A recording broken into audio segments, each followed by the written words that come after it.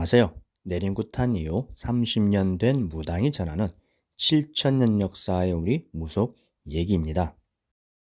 누구나 무당이 되지는 않습니다. 불가능하죠. 어렵고 힘들게 무당이 되는데 성공하기란 더더욱 드문 경우입니다. 혹시 신내림굿 할 때 신굿만 하면은 다 이루어지고 해결된다라고 신 선생님께서 말씀하시던가요? 겪어보았다라면 그건 틀린 말씀이다라고 단정하고 있을 겁니다. 신굿은 이제 시작한 겁니다. 종결된 게 아닙니다. 새로운 출발이죠.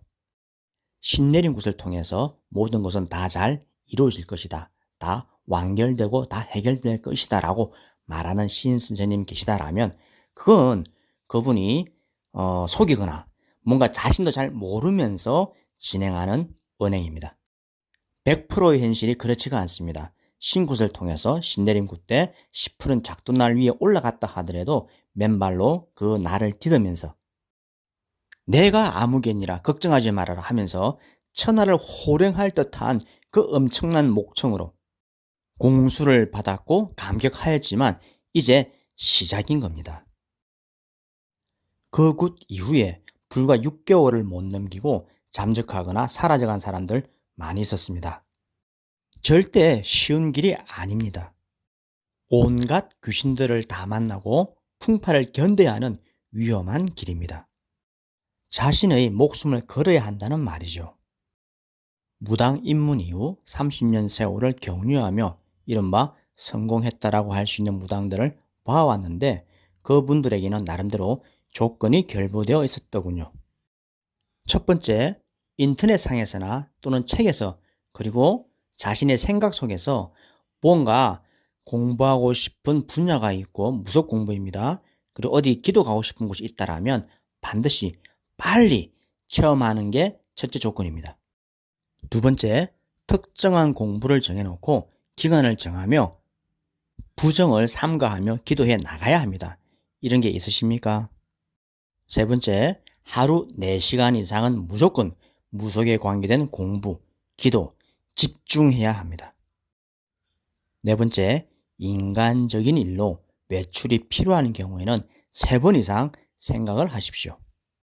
다섯 번째, 신령님과 관계된 일이 아닐 때는 반드시 시간을 줄이세요.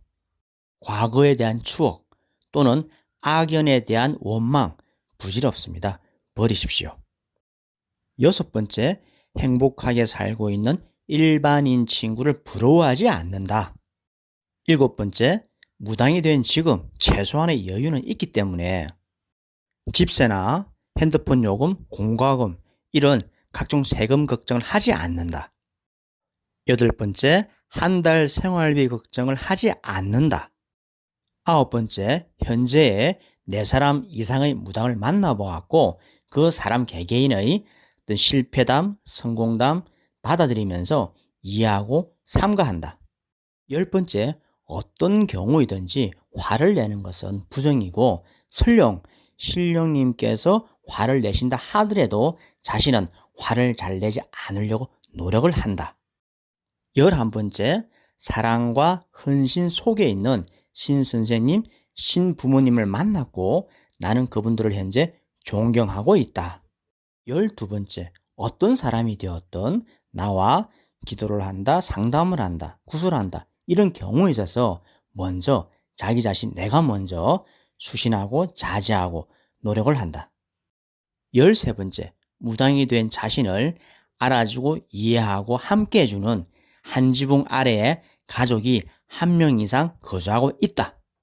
14번째, 영통에 관계된 기도나 수련법에 밝은 친구나 선후배, 연인이 가까이 있다. 15번째, 무당이 된 이후로 특별한 일이 아니면 아침에 일찍 일어나며 아침밥을 반드시 챙겨 먹는다. 16번째, 기도기간 중이나 어떤 특정 기간 속에는 다투지 않아야 하고 삼가해야 된다라는 이런 자중하는 마음을 평소에 지니고 있다. 17번째, 모든 일에 게으르지 않고 성실하고자 노력을 한다. 18번째, 기도와 수련의 힘을 쓰는데 최선을 다했는데도 그 얻는 결과물 원력이 적어도 20%만 넘어도 감사합니다 라고 생각을 한다. 19번째, 돈을 쓸 때 신령님에 관계된 일이나 그 물건에 먼저 쓴다. 20번째, 집에서 사용하는 가전제품은 고장이 아니면 계속 쓴다. 그리고 설령 고장이 났다 하더라도 고쳐서 쓸 수 있으면 그렇게 사용한다.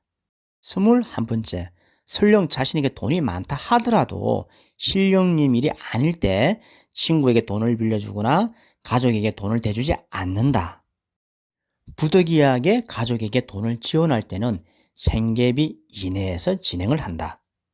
22번째, 찾아온 손님이나 신도 신당을 찾아왔든지 아니면 바깥에서 만났다 하더라도 신령님 일에 관계되어서 나와 인연이 된 타인은 바로 나 자신이라고 생각을 한다. 여기까지 언급한 조건들의 항목을 잘 살펴서 과연 몇 개가 나에게 맞는지 셈해 볼까요? 이 22개의 항목에서 15개 이상이 자신과 맞을 때 훌륭한 무당입니다. 이미 성공했거나 조만간 기필코 성공할 무당입니다. 별달리 신 선생님이 따로 필요하지도 않겠는데요.